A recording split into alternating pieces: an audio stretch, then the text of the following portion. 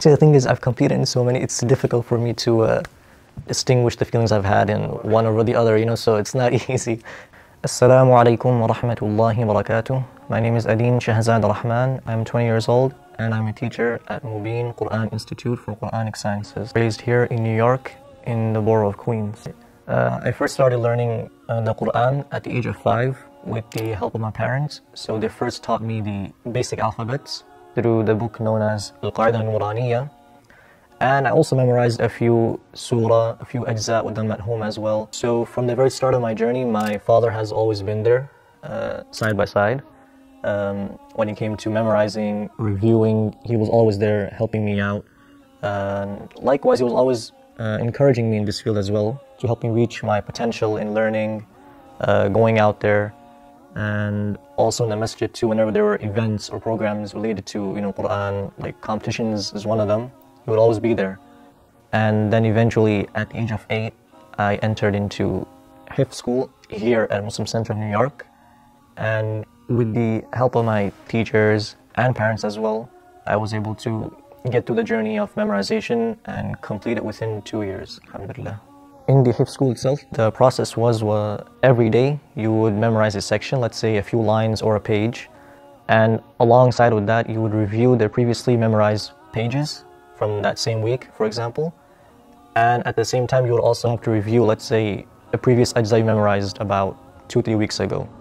So it was like that, and it was 5 days a week, the Hifz school, so every day was about, let's say, 6 hours a day. Just constantly, memorizing, reading to your teachers, and then going home, same process too, right? You have to memorize the new section for the next day, review what you have to recite to your teachers the next day, and that was the day-to-day routine for my Hifz journey. During my journey in doing Hifz of the Quran, I did not go to school, so I wasn't pursuing any academics at the side. It was just full 2 years focused on Hifz. So I hadn't gone to 2nd grade, 3rd grade, or 4th grade at that time. And so yeah, then my parents' focus was just me doing Hifz in the best way and the best manner as possible. Yeah, and after completing my Hifz, I entered into 6th grade directly. And in the beginning it was difficult, catching up on the material. But later on, I was just like any other of my classmates, on the same level as them. And in fact, by the time I graduated from high school, I graduated as a salutatorian, as the second highest student in high school. So no, me missing out on those 3 years of academics did not really hinder my progress in that. لا تستطيع أن تنال ما عند الله إلا بالجهد، كما قال سيدنا يحيى ابن أبي كثير: لا ينال العلم براحة الجسد، لا ينال العلم براحة الجسد. Right after I finished my Hifz, the next step was to perfect my recitation in terms of tajweed and fluency. So I started off reciting to a teacher here in New York. His name is Sheikh Salah Mahmoud. I spent about 2 years with him, just reciting the entire Quran in the riwayah of Hafs and Asim, along with learning the mutun, which are Islamic poems related to tajweed in Quran, which were Jazariya and Matan Tuhfat al-Atfal. And after that, I obtained my ijaza in Hafs and Asim, and likewise I also obtained same ijaza in Hafs and Asim from another teacher, Sheikh Hassan Abu Nar. And then at the age of 15, I started learning the 10 different qira'at. I started learning the usul, the general rulings for each qira'ah, in an institute in London, which is called Imam Shatibi Institute. And within a year, I completed learning the usul for all 10 different qira'at. After that, I started reciting the 10 different qira'at in the method of Jam', meaning reciting all 10 together with my teacher who lives in Egypt, so it was done online, Sheikh Salih Abdul Maqsood Salih. And in about a year and a half, I was able to complete reciting the entire Quran with Jam'. And after that, he gave me the ijaza in the qira'at al-ashr al-sughra. قُلْ هُوَ اللَّهُ أَحَدٌ اللَّهُ الصَّمَدُ لم يلد ولم يولد ولم يكن له كفؤا أحد ولم يكن له كفؤا أحد ولم يكن له كفوا أحد ولم يكن له كفؤا أحد ولم يكن له كفوا أحد. After that, I also pursued the Qira'at al-Ashr al-Kubra, which is the next level after al-Ashr al-Sughra, and in about 2 years I also was able to obtain ijazah in that as well from same Sheikh Salih Abdul Maqsood Salih.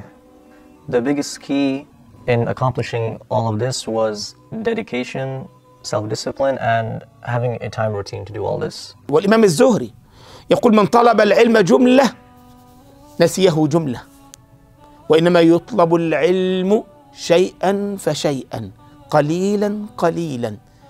وعلى مدار السنين وعلى مدار الأوقات وكثرة الاجتهاد في طلب العلم فإن الله عز وجل يوفقك والله وعد بذلك. So it wasn't like, one day I would revise or read and the next day I won't. It was everyday routine. And in doing so, there was a set schedule because, I had memorized Quran as well as Mutun aside too, so I had to balance those two. So every day I would set aside a time where I would review the Mutun specifically and then review the Quran and Qira'at on a separate time. And all this was done with the help of my father, who would listen, my revision. So I wasn't reviewing to myself, rather to my father. So my first competition took place when I was 8 years old. And this was for only 5 ajza at the time, because I had memorized the entire Quran by then, only 5 juz. So obviously I was nervous because it was my first time being up front on stage, in front of an audience that included my parents, my classmates, my teachers, and other outsiders as well. When I was younger, when I first started doing hifl, I was very shy in terms of reciting the Quran, in front of my friends, even parents or family. It was not something that I would enjoy doing. For the most part, I was nervous, but because I had done some preparation with my father, so it wasn't that, you could say, scary at the end. So there was some level of confidence in there, but obviously being up front on stage is not easy, especially for someone at that age. So I placed first for the first time in the same competition, but which took place the year after, and that was for the 10 ajza category. So that was the first time I placed first, and well, it's for someone at that age, it was a big thing, receiving a trophy and award, and because of that, it only motivated me more to pursue, competing in these kind of competitions, whether it was locally or nationally, and all step by step. So one of the biggest benefits that I've gained from competing, especially nationally and internationally, was that I had the opportunity to meet many people from different countries and different regions, all of them in the same line, learning the Quran. So it was a good experience, being in their company, meeting them, befriending them, and making connections along the way as well. And also meeting, scholars in the field of Quran and generally in Quranic sciences, learning from them too. So that was one of the biggest benefits.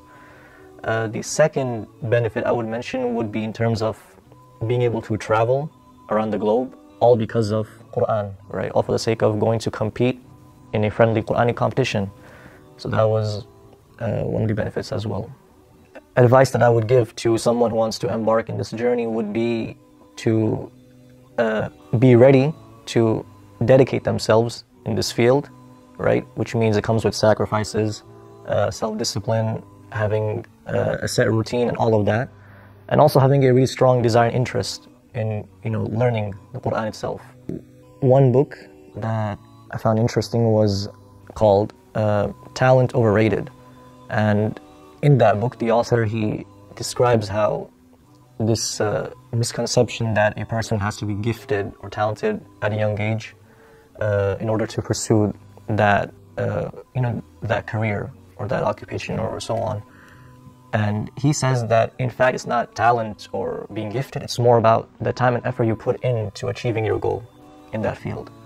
So that ties in with my experience, because when I was young, I didn't know if I was gifted with memorization or learning the Quran at all.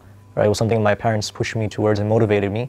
But with all the hours, I put in with the help of my parents and teachers, and making sacrifices, it all helped at the end, helping me reach my potential. So my main mission and dream in life is to serve the deen to the best way possible, and the way I want to do it is through teaching what I know and convey it to others. And now that I've mentioned my experience and Riya, what is yours?